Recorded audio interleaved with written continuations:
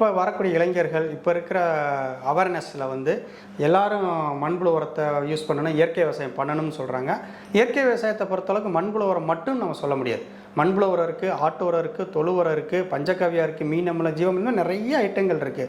மண்புழு உரம் வந்து மேஜர் ஆக்டிவிட்டி. ஏன் நம்ம மண்புழு உரத்தை வந்து நம்ம மிகப்பெரிய இம்பார்ட்டன்ஸ் தரோம் அப்படின்னு கேட்டிங்கன்னா, இந்த காம்ப்ளெக்ஸ் ஆர்கானிசம் சொல்லுவாங்க. காம்ப்ளெக்ஸாக இப்போ நம்மகிட்ட கிடைக்கக்கூடிய இயற்கை உரங்கள், இப்போ பாரு மாட்டுச்சாணம் ஆட்டுச்சாணமாக இருக்கட்டும், இது வந்து பார்த்திங்கன்னா உங்களுக்கு வந்து காம்ப்ளெக்ஸாக இருக்கும்.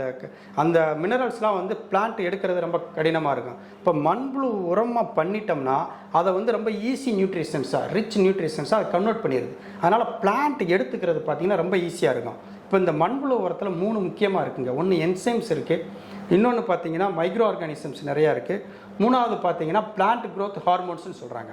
இந்த பிளான்ட் க்ரோத் ஹார்மோன்ஸுன்றது வந்து பார்த்திங்கன்னா இந்த வேரோடைய வளர்ச்சிக்கு ரொம்ப உதவுது.